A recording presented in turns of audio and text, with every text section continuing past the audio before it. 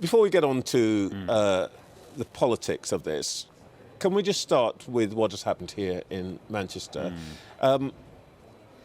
We've been reporting that British Jews are saying they're shocked but not surprised. What would you say to Jewish people who feel they're no longer safe in this country? I would say we stand with you. We stand with you in fighting this ancient evil of anti-Semitism, whose most extreme expression we saw in this city, Manchester, just 3 days ago. Anti-Semitism has no place in our country, no place in the United Kingdom, and we will all fight it with every fibre of our being to make sure that our Jewish fellow citizens can once again feel safe, because it is completely unacceptable for Jewish people to be feeling uneasy or scared in this country. We're a civilised country. This just can't be allowed to happen. I want to put a version of the same question I put to Shabana Mahmood.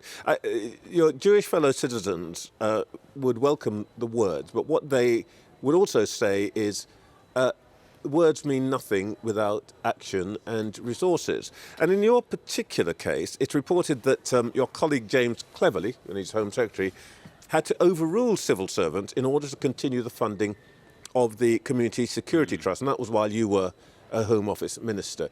Is that true?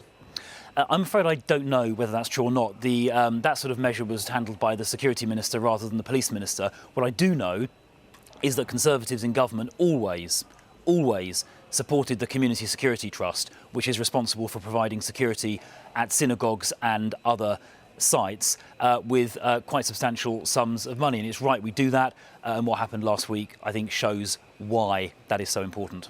Should you have found a way to ban the demonstrations that took place weekly, and now of course the demonstrations against prescription, and would you support what Shabana Mahmood has said she wants to do today, which is to introduce the repeated the provision against repeated demonstrations into the law? Well, these demonstrations have been going on now for very nearly 2 years on a very regular basis. Most of that obviously has happened since the general election.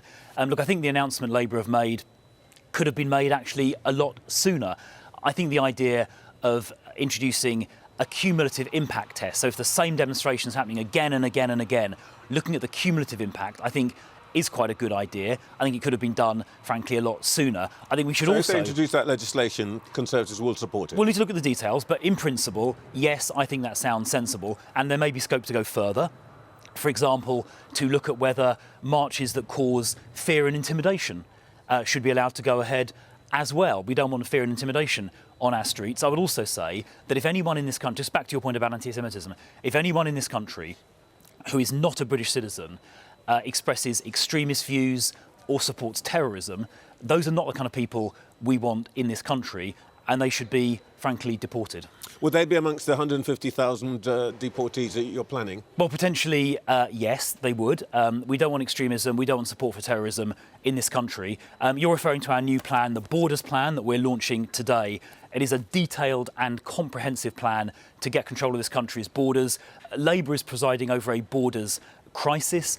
This year so far has been the worst in history for illegal immigrants crossing the Channel. We've seen some terrible cases of crime some of those people have gone on to commit, including rape, including child abuse. We've got 20,000 serious criminals wandering around our streets who are foreign nationals. They've been released from prison. They should have been deported, but they haven't. And this detailed plan sets out how we will get control of our borders, stop illegal immigration, and remove people who have no right to be here. OK, so we've got 20,000 foreign criminals. We've got some people who say bad and unacceptable things. But you're still probably talking about 125,000 deportees a year, illegal immigrants. Who are those 125,000 and where are you deporting them to? Well, so in terms of who would be in scope for removal, it would be firstly people who enter the country illegally, which so far this year has been about 33 or 34,000 by small boat alone.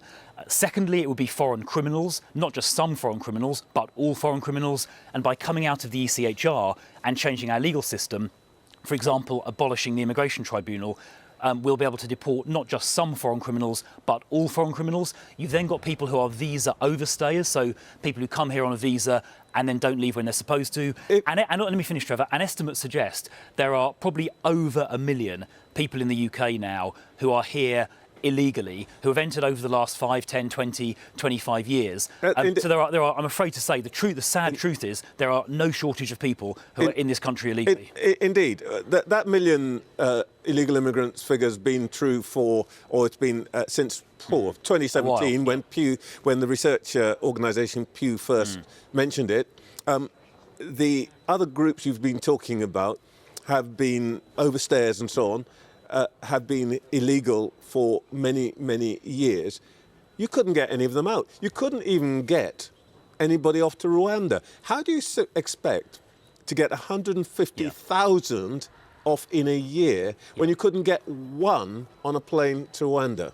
Well, those difficulties that you've described, which the previous government experienced and the current government are experiencing now, are precisely why, that is precisely the reason why we need to take very radical steps, like come out of the ECHR. The ECHR wasn't... but the ECHR was not the obstacle. I noticed, by the way, you aren't saying we're going to come out of the Refugee Convention of 1951, which was the obstacle. No, it wasn't. So the reason that we lost the Rwanda case in the Strasbourg court in June, I think it was June 2022, and the UK Supreme Court in October 23 was based on the ECHR, and particularly Article 3.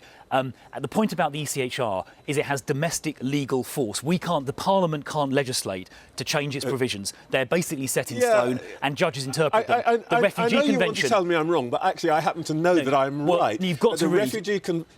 Rwanda never had no impact. The ECHR had no impact on Rwanda because Rwanda never got off the ground. The reason that many tens of thousands of people are not deported is because of the Refugee Convention and its definition of a refugee since 1951. It's because of the way... So there are two different things. You must read Lord Wolfson's report, 200 pages long, and it explains the difference. The ECHR, judges in Strasbourg or here in the UK can hand down interpretations as they see fit.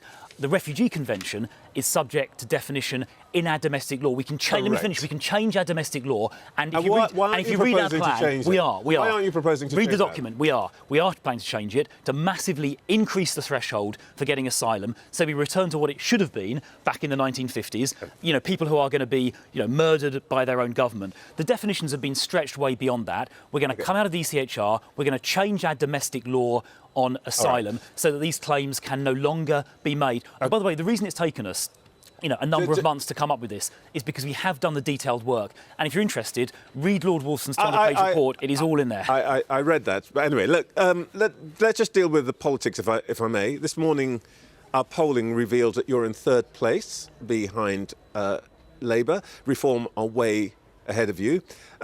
You decided to drop the ECHR. You're setting this deportation target. You're talking about ICE operation, Trump-style operations, i.e. snatching people off out of nail bars and off the streets and putting them in vans.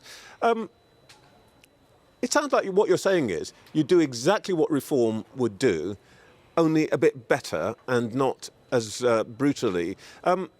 Why would people who want a right-wing party vote for the political equivalent of half decaf when Nigel Farage gives them full espresso? It's not half decaf. These are incredibly... You're doing exactly what he says you want to do, only not as much. No, these are incredibly tough plans. If anything, I would say tougher than reforms, but there is a difference. They're not tougher than reforms, come on. Even I can read that. There is a difference. There is a difference. And the difference is that we've done the work and thought this through properly. Right? When it comes to the legal analysis around the ECHR and Refugee Convention, the reason I know I'm right on that is because Lord Wolfson has done a 200-page report analysing the law. We've got a plan for leaving. So you're going to be efficient at being brutal. We have answers to questions like the Good Friday Agreement. We have a detailed plan right here in my hand which explains how we'll do it. What Reform have are half-baked slogans dreamt up in a pub and written down on the back of a fag packet. They haven't thought it through properly, Trevor, but we have thought it through properly. We've got the detail, and it is credible, and it will work. Chris Philp, thank you for your time this morning. See you again. Pleasure as always.